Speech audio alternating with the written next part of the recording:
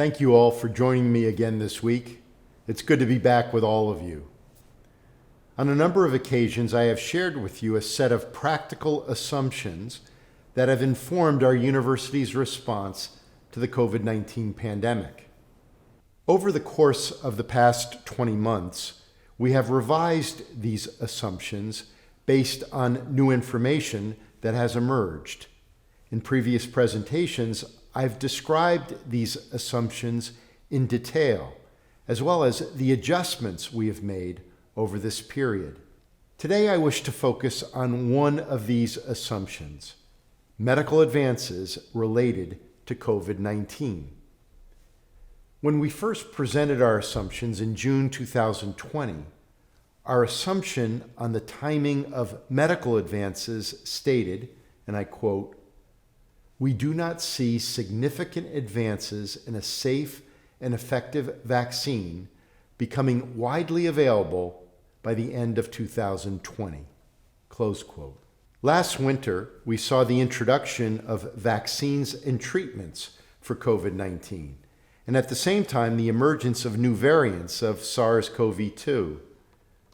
We revised our assumptions based on these new conditions, and I quote, "Continuing medical advances, including safe and effective vaccines, widespread testing, and medical therapies will be important as new variants of COVID-19 emerge."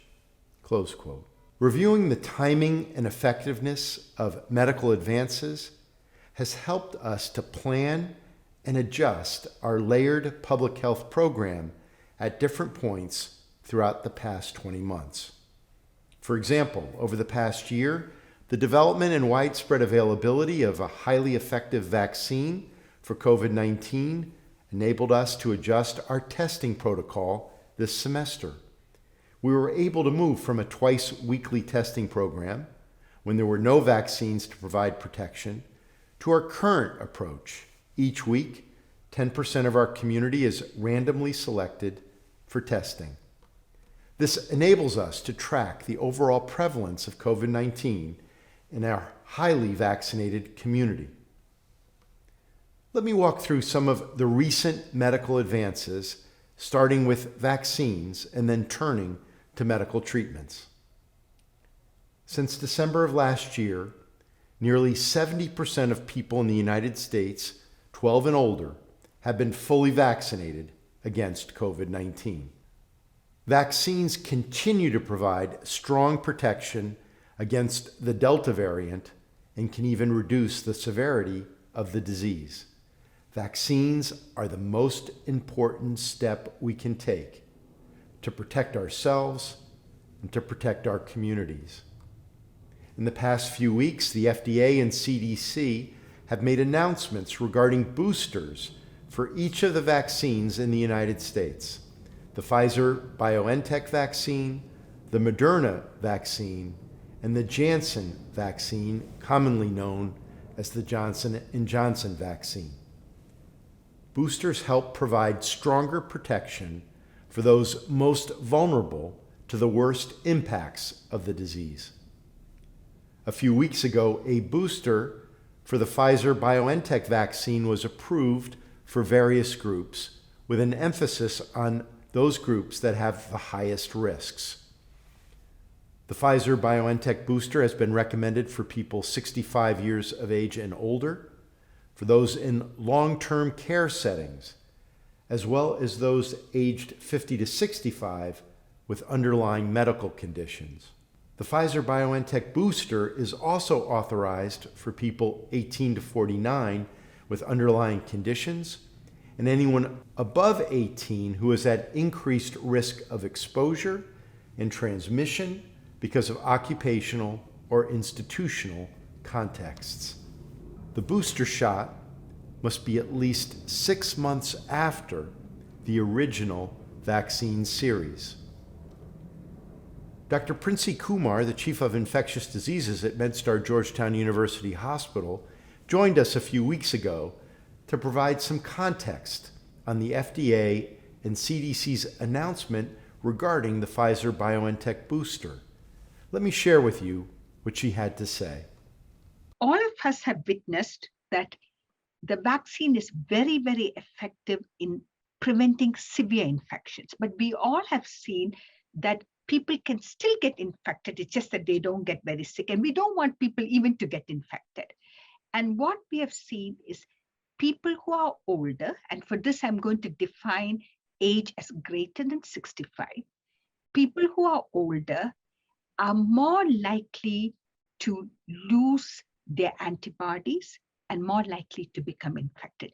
But what I like to convey is that this is not unique to the COVID vaccine alone. Even for other vaccines, like the pneumococcal vaccine, we've always known that as you grow older, one of the things that happen to you is your immune system is not as strong.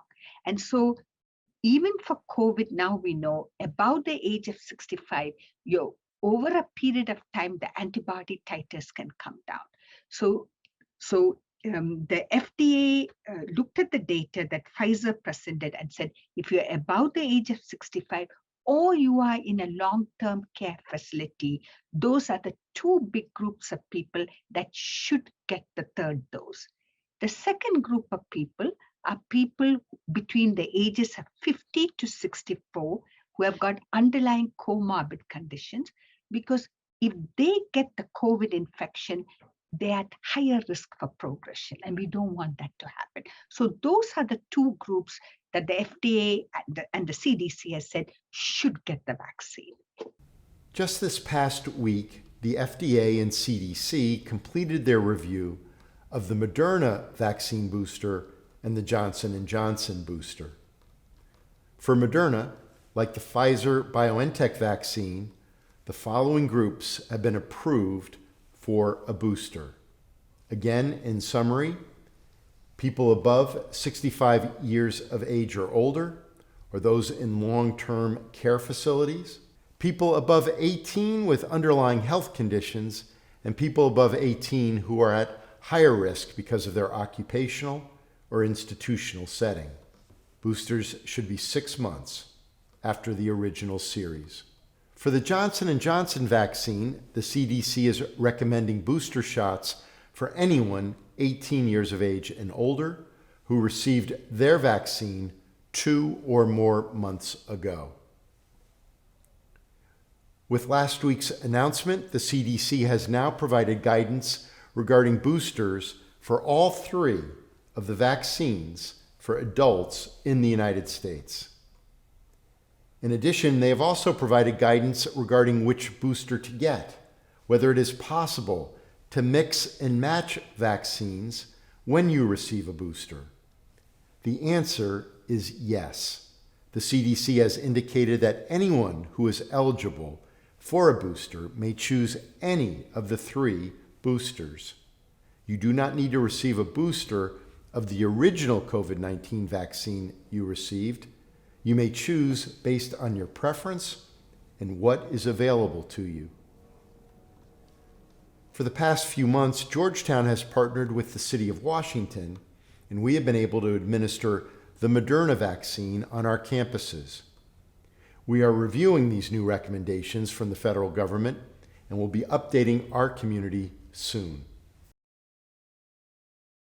At the same time that we have seen announcements regarding boosters for the COVID-19 vaccine in adults, we're seeing new developments in COVID-19 vaccines for children. Children 12 and above currently are approved to receive the Pfizer-BioNTech vaccine. Clinical studies have indicated that the vaccine is just as effective in children as in adults. And now the FDA is currently reviewing materials regarding the vaccine for children ages 5 to 11.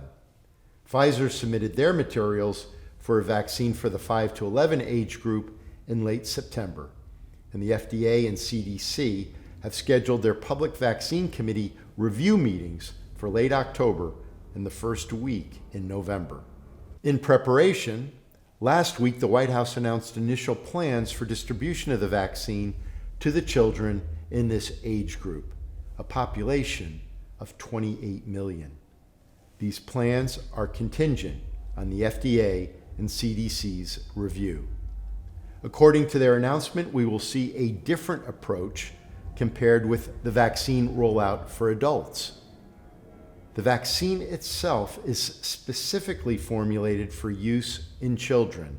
Distribution will take place in smaller venues, pediatricians' offices, children's hospitals, pharmacies, rather than large vaccination clinics. The focus will be on places that can be specifically attentive to the needs of young children. For our youngest population, children under 5 years of age, a separate clinical trial is now underway. Pfizer said it expects to announce the results of its clinical trials for this group at the end of the month. And the next step will be for them to submit these results to the FDA, who will then, as they have with all previous vaccines, conduct a thorough review. Vaccines are the best way of preventing the spread of COVID-19. We have also seen the development of new medical treatments that can have an impact on lessening the severity of COVID-19. While there are many studies underway looking at a variety of treatments, I'm going to focus today on 3: the antiviral treatment remdesivir, monoclonal antibody treatments, and a new antiviral pill. In October 2020, the FDA approved under emergency use authorization the antiviral drug known as remdesivir for cases of COVID-19 requiring hospitalization. This was the first treatment approved for COVID-19. Our immune system produces antibodies to fight viruses and pathogens.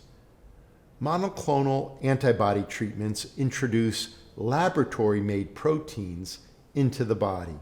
These proteins act like natural antibodies and help to activate a stronger immune response to the virus or pathogen. In recent years, monoclonal antibody treatments have been used to treat a number of diseases, including a wide variety of cancers. In 2020, a number of studies were launched to study the use of monoclonal antibody treatments against COVID-19. In November of last year, the FDA issued emergency use authorization for the monoclonal antibody treatment Regeneron to respond to COVID-19, particularly for those who are at high risk for severe diseases. Monoclonal antibodies are most effective when administered very soon after someone is diagnosed with COVID-19. The pharmaceutical companies Merck and Ridgeback have developed an oral antiviral medicine for treatment of COVID-19. Earlier this month, they submitted an application to the FDA for emergency use authorization of the medicine. Administered as a pill, it could be taken as soon as symptoms appear, can help to prevent mild and moderate cases from becoming more severe. If approved for emergency use by the FDA, this would provide another option in the treatment of COVID-19. I hope this has provided you with a sense of the key medical advances we have seen in response to COVID-19. Ongoing vaccination efforts and the development of new treatments are vital as we work to get the global pandemic under control and protect as many people as possible from the disease. We are deeply grateful to the global community of scientists, researchers, doctors, medical professionals who have made these advances possible. Thank you all again for joining me today, and I look forward to seeing you all again next week. Take care of yourselves and take care of everyone around you. For every Hoya, everywhere.